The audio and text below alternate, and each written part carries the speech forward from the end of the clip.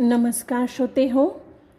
एक ववी ज्ञानेशाची या आपल्या यूट्यूब चॅनलमध्ये आपणा सर्व श्रोत्यांचे अगदी मनापासून स्वागत.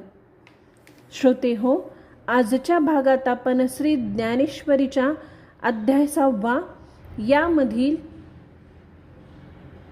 300च्या पुढील ओव्या घेऊयात. ओम नमो ज्ञानेश्वरा. ते वेळी कुंडलिनी हे भाष्य जाये, मंग मारुती ऐसे नाम होये. परीशक्ती पण ते आहे, जवन मिळे शिवी. मंग जालंधर सांडी, कंकारात फोडी. गगनाची पहाडी, पैठी होय. ते ओंकाराची पाठी, पाय देत उठा उठी. पश्यंतेचिया पाऊठी, मागा घाली. पुढातन मात्रा अर्धवेरी, आकाशाच्या अंतरी. भरती गमे सागरी, सरिता जेवी. मंग ब्रह्मरंथी स्थिरावोनी, सोहम भावाच्या बाह्य पसरोनी. परमात्मलिंग धावोनी, अंगा घडे. तव महाभूतांची जवनिका फिटे. मंग दोहीसी होय झटे, तेथे गगना सकट आटे. समरसी तेवी, पै मेघांचेनी मुखे निवडिला. समुद्र का ओघी पडिला, तो मागुता जैसा आला. आपण पया. या ओव्यांचे निरूपण करताना, स्पष्टीकरण देताना माऊली महाराज इथे म्हणतात, जेव्हा कुंडलिनी हे नाव जाते आणि तिला मारुत असे नाव येते, पण जोपर्यंत ती शिवाशी एक होत नाही तोपर्यंत तिचे प्राबल्य असतेच. मग ती जालंधर बंध सोडून काकीमुख म्हणजेच कंठस्थान फोडून ब्रह्मरथ आकाशाच्या पहाडावर प्रवेश करते. ती ओंकाराच्या पाठीवर पाय देऊन पश्यंती ही वाचेची पायरी मागे टाकते. पुढे ओंकारातील अर्धवर्तुळकार मात्रा मागे टाकून जशी नदी सागरी मिळते तशी ब्रह्म आकाशात जाऊन ती मिळते. मग ती मस्तकाच्या पोकळीत ब्रह्मरथात स्थिर होऊन मी ब्रह्म आहे या भावनेने भाऊ पसरून परब्रह्माला मिठी मारून एकवटते. त्यावेळी पंचमहाभूतांचा पडदा नाहीसा होतो. मग शिव व शक्तीचे ऐक्य होते आणि या ठिकाणी आकाशासह ब्रह्मनादात मिळून जाते.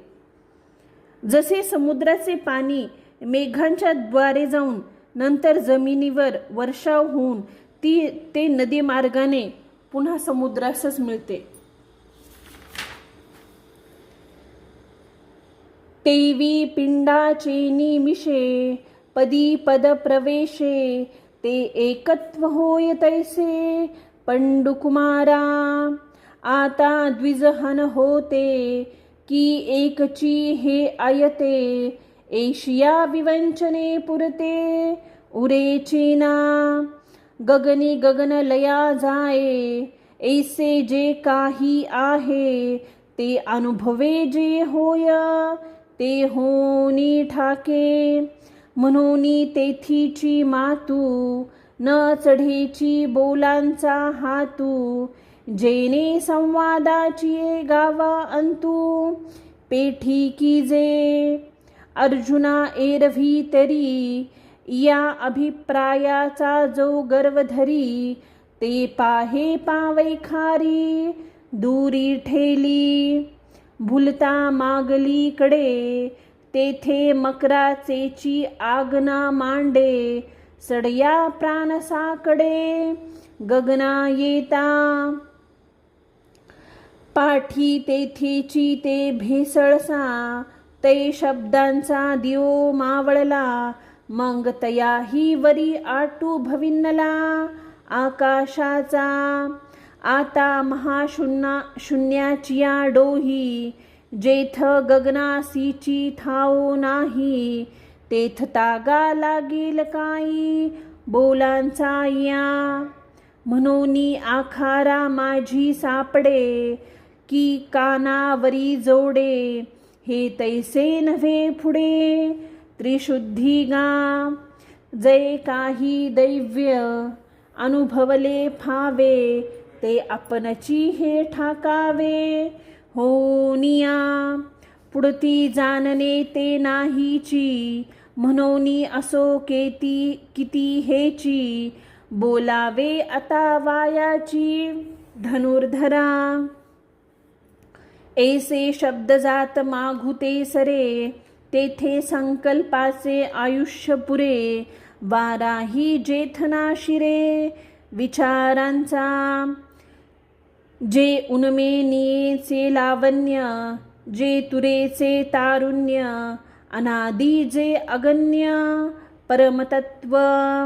जे विश्वाचे मूळ, जे योगद्रुमाचे फळ. जे आनंदाचे केवळ चैतन्य गा. तसे अर्जुना, देहाच्या निमित्ताने जीवात्मा ब्रह्मपदी प्रवेश करतो.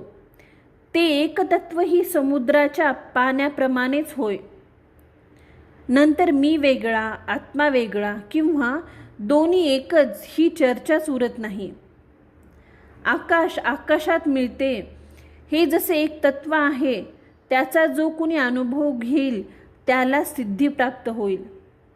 म्हणून शब्दाने जे गोष्ट स्पष्ट करून सांगता येते, त्या शब्दांनी तिथली गोष्ट सांगता येत नाही. हे अर्जुना, खरे पाहिजे तर अभिप्राय सांगण्याचा गर्व वाहणारी जी वैखारी वाणी, तिला देखील याचा पत्ता लागत नाही. भोईच्या मागील बाजूला मकराचे स्वरूप राहत नाही, तसे एकट्या प्राणवायूला सुद्धा ब्रह्म आकाशात येण्याला संकट पडते. पुढे ती वायू इथे गेल्यावर तदाकार होतो, त्यावेळी शब्दांचे बोलणे खुंटते. मग आकाश तत्वाचीही आटणी होते. जिथे अव्यक्त स्थितीच्या डोहात महादा आकाशाचाही पत्ता लागत नाही, तिथे शब्दांचा टिकाव कसा लागेल. म्हणून हे ब्रह्म शब्दात वर्णन करता येण्याजोगे किंवा ऐकू येण्याजोगे नाही, हे त्रिवार सत्य आहे. जेव्हा दैवयोगाने याचा अनुभव येतो, तेव्हा तो अनुभव घेणारा तद्रूप होऊन जातो. नंतर तेथील स्थिती जाणण्याचे आपोआप राहते. म्हणून हे धनुर्धरा, याच्याबद्दल कितीही बोलले तरी ते थोडेच आहे. याप्रमाणे सर्व बोलणे खुंटते, तिथे संकल्पही मावळतो आणि तिथे विचारांची दादही लागत नाही. हे ब्रह्मस्वरूप कसे आहे तर सहज स्थितीचे सौंदर्य आणि समाधी अवस्थेचे तारुण्य होय, ज्याला आदी नाही व जो मोजता मापताही येत नाही.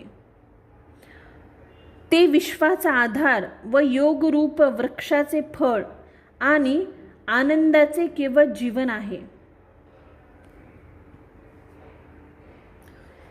श्रोतेहो, इथे आपल्या ज्ञानेश्वरीच्या 6व्या अध्यायातील 321 ओव्या पूर्ण झालेल्या आहेत. झालेली सेवा मी सद्गुरू ज्ञानेश्वर माऊली आणि भगवान श्रीकृष्ण परमात्मा यांच्या चरणी रुजू करते. व्हिडिओ आवडल्यास प्लीज चॅनलला लाईक, शेअर आणि सबस्क्राईब जरूर करा. व्हिडिओ कसा वाटला हे कमेंट करून जरूर कळवा. धन्यवाद. ओम नमो ज्ञानेश्वरा.